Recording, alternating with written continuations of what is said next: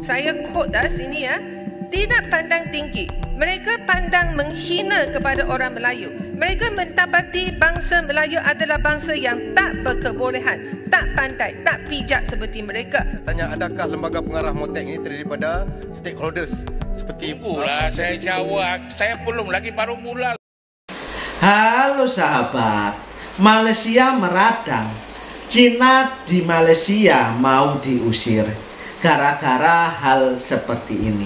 Yuk kita lihat videonya. Tidakkah seorang guru yang didakwa menyuruh pelajarnya pulang ke China kerana kurang fasih berbahasa Melayu sedang disiasat Kementerian Pendidikan? Menteri Pendidikan Fadhil Siddiq berkata, perkara berkenaan diteliti KPM secara mendalam di samping siasatan yang dijalankan oleh pihak polis. Beliau menegaskan Kementerian Pendidikan tidak berkompromi dalam soal perkauman yang berlaku di sekolah dan melibatkan guru mahupun pelajar atau mana-mana pegawai. Berhubung kes ini, siasatan sudah berlangsung dan tindakan akan dilakukan berdasarkan kepada hasil siasatan. Sebelum ini, tular klip audio seorang guru didakwa mengaku memberitahu seorang pelajar sekolah menengah untuk pulang ke China kerana tidak memahami bahasa Melayu. Kenapa jadi macam ni? Ya? Kamu desak orang lain bantu, tapi kamu tidak patuh kepada arahan tersebut. Yang membuat arahan itu bukan orang, tapi satu institusi yang berdaulat, itu kerajaan, Kementerian Pendidikan. Dan dia bukan buat arahan ini secara sembrono, telah difikirkan begitu dalam. Apa maksud ini? Ya, saya tidak banyak, tak mau, mungkin ada orang kata nak saya mengatakan perkara 3A dan sebagainya yang sensitif dan sebagainya.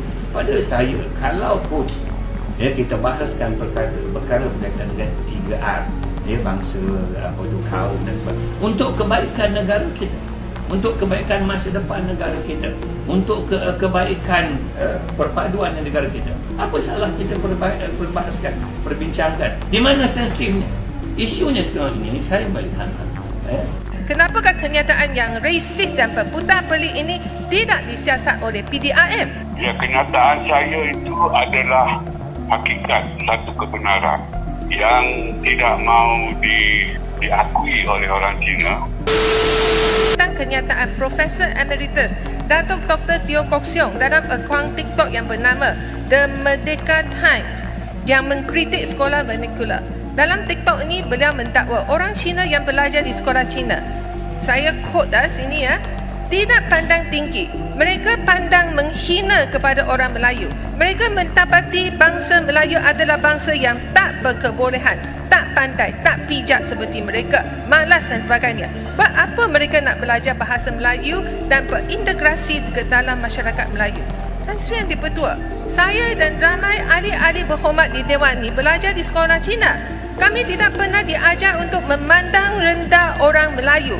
Kenyataan Profesor Dr. Teo Kok Siong ini memang memutabalikan fakta dan melaga-lagakan hubungan di antara masyarakat Melayu dan masyarakat Cina.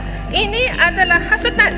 Kenapakah kenyataan yang resis dan berputah pelik ini tidak disiasat oleh PDRM? Saya juga menyeru Kementerian Pendidikan Tinggi memberi amaran kepada pensyarah-pensyarah yang resis dalam Institut Pengajian Tinggi di negara kita.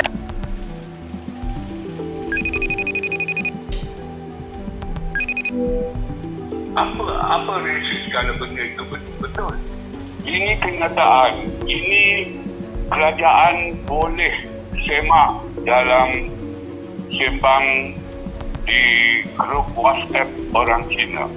Ya, kenyataan saya itu adalah hakikat satu kebenaran yang tidak mau diakui oleh orang Cina. Tidak ada bukan beli fakta, bukan nak menghasut. Ini hakikat yang sebenarnya.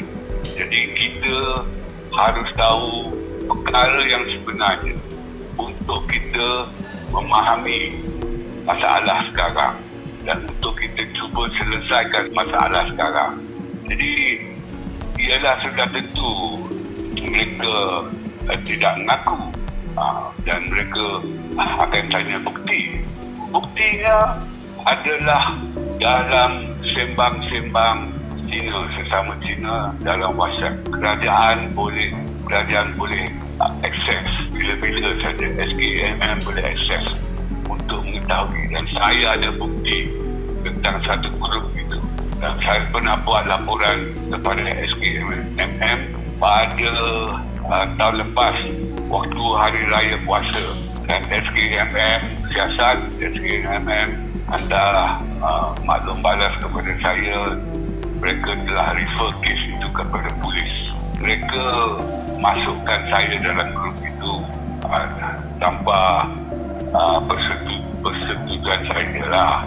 Dan bila mereka masuk saya dalam grup mereka itu, mereka ada tujuan lah untuk macam menyerang saya. Jadi mereka serang saya habis-habisan lah. So maksudnya perkara ini perkara biasa dalam grup eksklusif Cina.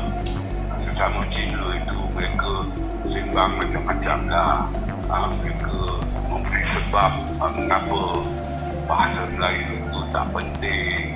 Tersangkop sendiri pernah berkata kan, dalam satu seminar di Parlimen pada tahun lepas bahawa bahasa Melayu tidak ada nilai ekonomi bila dibandingkan dengan bahasa Cina dan bahasa Inggeris. Betul, tetapi bahasa Melayu ada nilai kenegaraan. Itu penting. Itu harus dipahami oleh semua rakyat Inggeris. Merujuk kepada warga asing consider visitor kepada negara kita. Mak cakap betul-betul. Dia Mamat cakap betul-betul. Saya tak jawab jelas. Bukan saya je, ramai yang tak jelas ni. Cakap bahasa jelas sikit. Terima kasih, Mamat. Takut mengelirukan dewan. Terima kasih. Oke sahabat, ketegangan rasial antara Melayu dan Cina saat ini kembali memanas di Malaysia ini.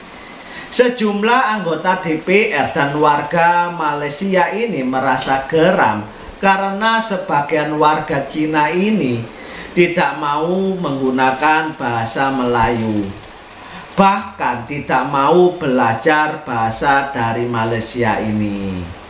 Kondisi ini menimbulkan kecanggungan sosial dan memperbesar jarak antar etnis. Sementara itu, banyak warga Malaysia ini membanding-bandingkan dengan situasi di Indonesia, di mana etnis Tionghoa dinilai lebih menyatu dan budaya lokal, serta menggunakan bahasa Indonesia setiap harinya. Okeylah, saya jawab bertulis. Mana boleh jawab bertulis? Ini penting pasal data. Boleh Muhammad. Soal data tidak boleh mengeluhkan Dewan. Yang Muhammad Menteri perlukan data yang tepat.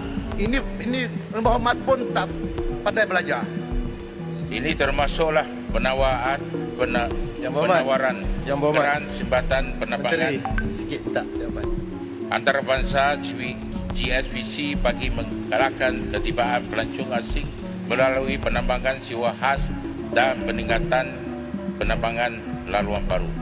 Misalnya, Tourism Malaysia dengan kerjasama Malaysia Airport Bodi Berhad melaksanakan berbagai inisiatif dalam meningkatkan kerapan penambangan termasuk laluan penambangan turut tarif flight baru dan penambangan sewa khas dan first dan second tier city. Saya nak tanya ni, lembaga pengarah ni, lembaga pengarah Motex. Yang Menteri saya tanya, adakah lembaga pengarah Motex ini terdiri daripada stakeholders seperti pula saya jawab, saya belum lagi baru mula. Saya tanyalah dan juga saya tengok baru mukadimah lah. Bermula ada nama seorang ni, ada kaitan dengan ahli politik Kurniawan Mokhtar sebanyak 55 lembaga pengarah ni.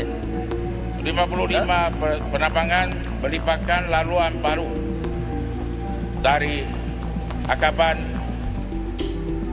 Turkmenistan Kuala Lumpur, Sabihat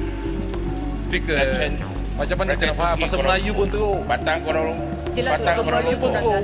dan penambangan Siwahan seperti Nancing, Tawau, Chengdu, Langkawi, Chengdu ke Kota Kinabalu dan Chongqing ke Langkawi. Manakala Sichuan Airlines Dia cakap pun tak faham penerbangan harian dari Chengdu, Dia cakap pun diisi pun Kuala Lumpur dan Berhubung Hulu Terengganu, kalau berdiri tanpa kebenaran lagi, saya akan silakan keluar. Bila Mat Saleh cakap Melayu dengan dia, dia jawab dalam bahasa Inggeris. Bila bukan Melayu cakap Melayu cara salah, dia bukannya nak betulkan, tapi ikut pula lenggok yang sama. Bila pergi ke Indonesia, dia cakap dalam bahasa Indonesia. Bila orang Indonesia datang ke Malaysia, dia tukar kepada dialek Indonesia pula. Lepas tu peli orang bukan Melayu tak boleh cakap Melayu dengan baik. Dia juga nak jadikan bahasa Melayu sebagai bahasa ASEAN. Inilah dia satu-satunya bangsa. Oke, gini sahabat, keberhasilan integrasi Cina Indonesia di berbagai bidang membuat sebagian di kalangan Malaysia ini merasa iri. Dan Indonesia bisa menyatukan berbagai etnis dan berbagai kalangan antara budaya dan agama di Indonesia.